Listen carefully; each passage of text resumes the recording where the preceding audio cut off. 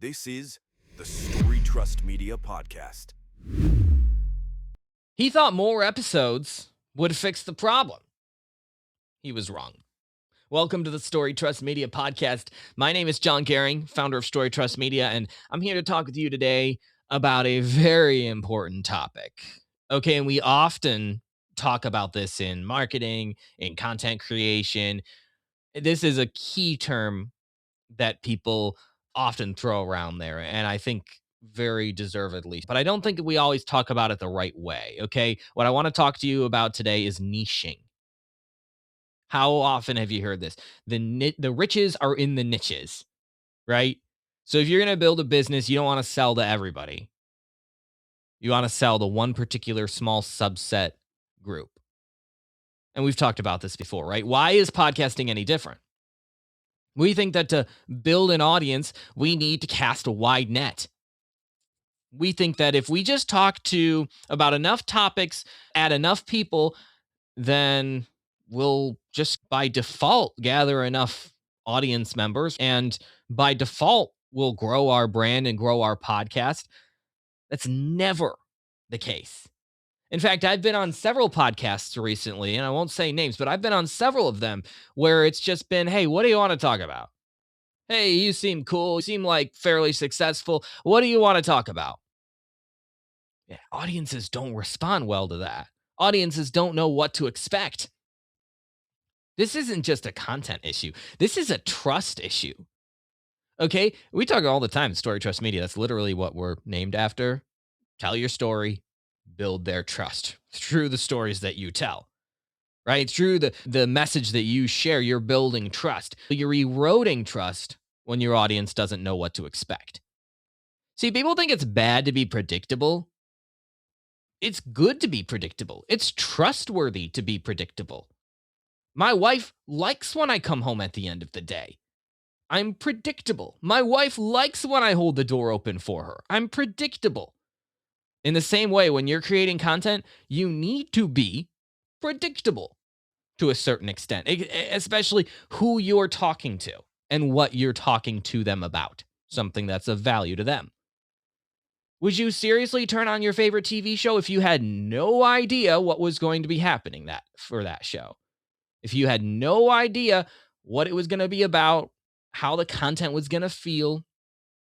Would you turn on ESPN if you had no idea what sport was going to be played that night? I probably do, because it's just hey, what do I want to watch? Oh, I'll turn on ESPN. There's probably something good, right? Except when there's like a UFC fight on or something. Then I'm like, why did I even turn this on?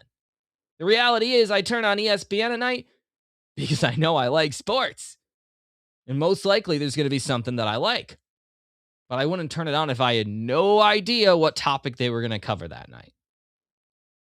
So this is so important in podcasting where, of course, and people get this, all right? This is where you're about to turn off the episode because you're like, John, I get it. Niche down. It's important. So my podcast is for business owners. I'm niched enough, right? Wrong. See, that's the hidden mistake that people make. The first mistake that's probably obvious to seasoned content creators is that you gotta be niched. The more hidden mistake is that you're not niched enough. Business owners, that's such a wide net to cast still. What are you talking to business owners about? Sales. Okay, sales. That's still pretty broad. Sales of what? B2C, B2B. Are we talking about sales tactics? Are we talking about sales conversations? Are we talking about lead generation or business development or closing deals? People aren't niched enough. And I think some of the podcast creators and some of the podcast softwares and services out there that syndicate your show or help get guests for your show, those are partially to blame because we just pigeonhole, we label all these little podcasts in all these little cute categories like, oh, why don't you filter by all the marketing podcasts or all the business podcasts or all the self-help podcasts? And we think that's all our podcast should be. Self-help. That's it. Okay. What do we want to talk about? Anybody who can talk about self-help can come on my show. The danger to that is vanilla content. We talked about this the other week, how vanilla is a great ice cream flavor. If you ask me, it is anyway, especially the French vanilla stuff. That more yellow tinted vanilla ice cream. Oh, so good. Vanilla is a terrible content flavor, though. The problem with vanilla content is that it blends in with all the other content out there. It's like having a vanilla website. Does anybody just find your website? If you're a business owner, you know this, right? You need help with search engine optimization. You need social media and other media appearances to help drive traffic to your website. Traffic does not just land on your website. The same is true with your content. You need forces and differentiators that help your content stand out. People do not just land on your content. Therefore, you need to be so hyper niched. The concept is going so hyper niched down to one person in the entire world and branch out. Because if you cast such a wide net, you're never going to be able to catch any of that net. So what's the antidote to this? Of course, it's what we call the audience persona. And you might have heard about this in marketing. You might have done an exercise in college if you took marketing courses of audience persona thing. I want to take this to the next level, okay? Because it's easy to throw out some demographics and psychographics without doing any research and just thinking, I think my show appeals to a 35-year-old male living in Biloxi, Mississippi. Why, I don't know, but I think that would be about the right person for this show. That's as far as people go with most of their audience personas. The problem with that is it's not research backed. We're not actually asking any 35-year-old males from Biloxi, Mississippi. We're just making assumptions. And you know what they say when you assume things? Yeah, you probably know that one.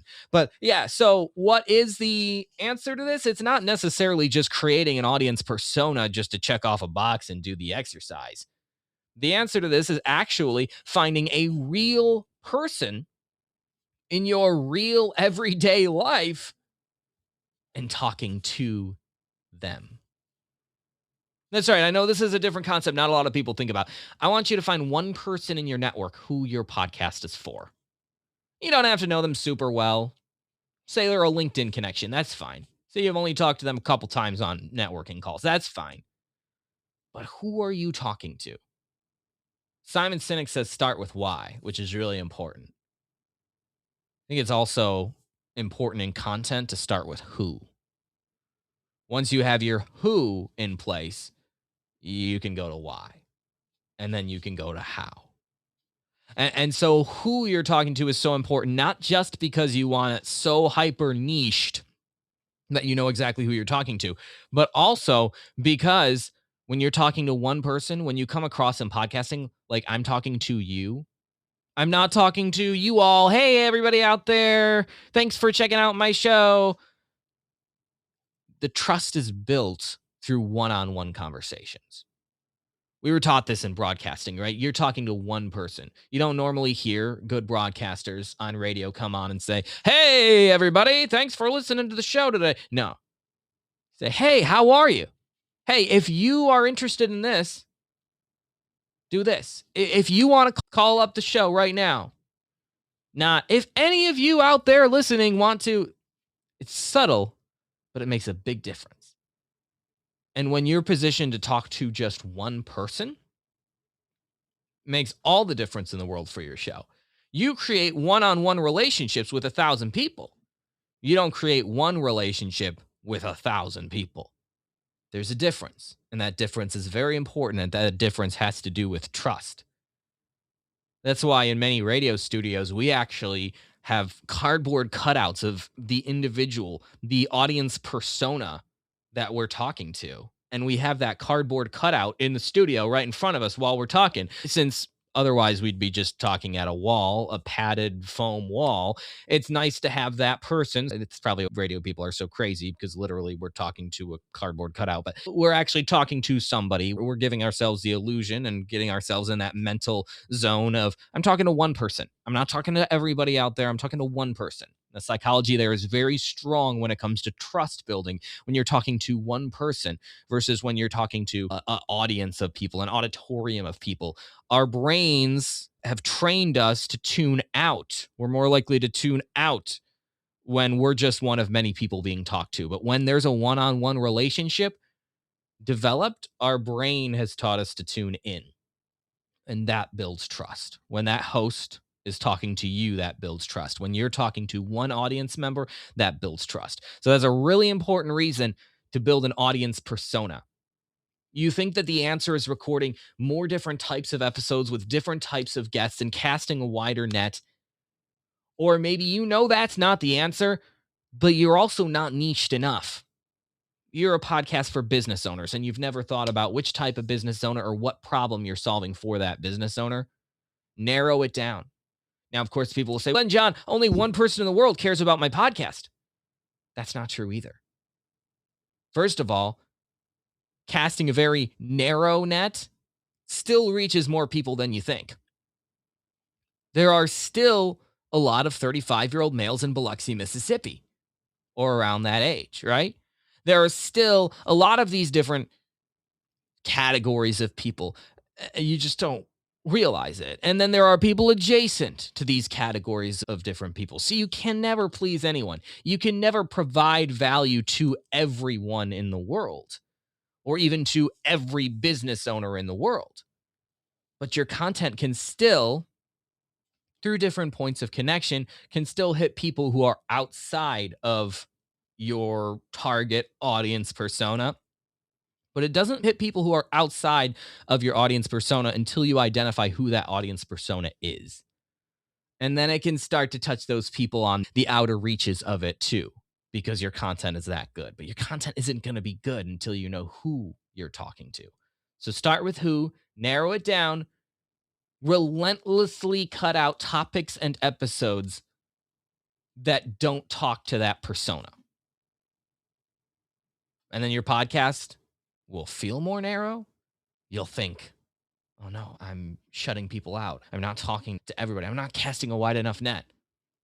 But you're doing exactly what you're supposed to be doing when you niche down to that level. Not just to a particular audience group, not just to a particular age range, gender, geography, to one person, somebody in your network, a cardboard cutout you can put in front of you. That's who I want you to be talking to this week. So you, because you know who you are, because I've done this exercise too. So I know who I'm talking to. Thanks for checking this out. Subscribe up on YouTube if you haven't yet. Leave us a review up on Apple Podcasts. Share if this hit you, if this provided some value to you. Or a podcaster out there who's not niched enough, send it to them as a little passive-aggressive message. And then blame me for it. Thanks for checking out the Story Trust Media podcast. I'll catch you next time. Thank you for checking out the Story Trust Media podcast. Learn more and get in touch with John at storytrust.media.